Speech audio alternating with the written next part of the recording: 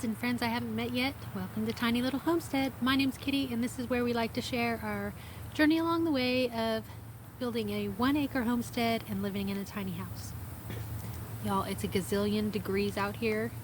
We're having a major heat wave in Middle Tennessee, and I wanted to pop on and talk to you about the fact that we got evacuated. Yeah, we got evacuated.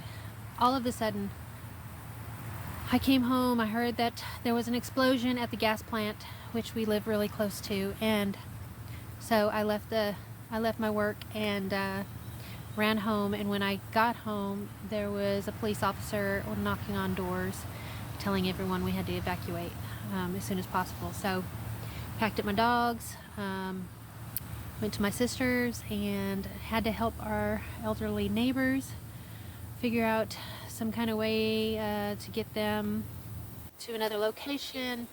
They needed help even getting into a vehicle. She's on oxygen, so we had to carry a tank. And so this just got me thinking, homesteaders, preppers.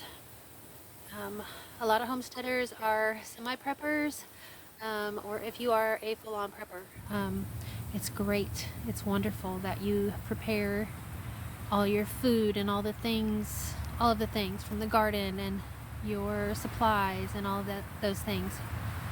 But when you have to evacuate, how are you going to carry all of that? When you only have 15 minutes to get out, how are you going to carry all of your preps with you? So this leads me to thinking,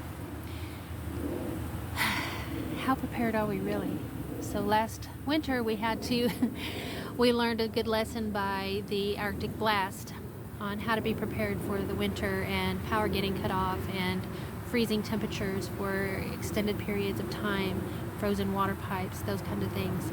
This is summer, and now we are dealing with evacuations. I know a lot of places are, Hawaii and Canada, are dealing with evacuations. What are you going to take with you? Pictures used to be, I used to hear my mom say, if we ever had a fire, I'd grab all the pictures and run. Your family pictures, your family photos, all those memories. Lots of people don't have those anymore. I mean, they only have the ones that they remember. So what are we gonna do? Y'all, this needs to be a discussion. What are our goals, and how are we going to get to where we need to be in a safe place with things that we can survive on for extended period of time? So I know there's a thing called bug out bags, and how much food and water can you carry? How many items of clothing, how many whatever can you carry if you have to run and get out? What if you had no gas in your vehicle to leave in a vehicle? What if the vehicles didn't start? So those are things. Luckily we didn't have that problem with vehicles not starting, but really made me want to think about another plan of action on if we need to evacuate, where are we going to go for an extended period of time. You don't want to put anyone out. Thank God for family. So if you don't have family, then what do? My neighbors, they don't really have people, so it's really difficult. I feel like I need to figure out a way I can not only take care of myself and my daughter, but also my neighbors, help them out. So we may be thinking about getting a travel trailer so that we can have plenty of preps on there in our trailer, and clothing and whatever we need. We can carry our animals there.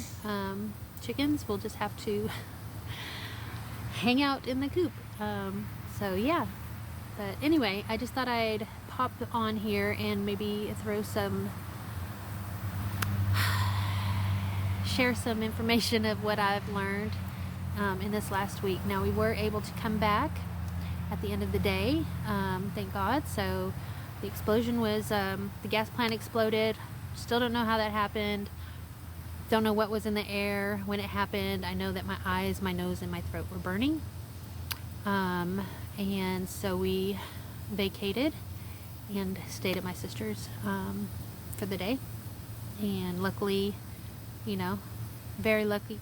We're very lucky to be able to have come home. I know a lot of people are not able to go back home, don't even have a home any longer, that have had to evacuate in other places. So we are so very grateful.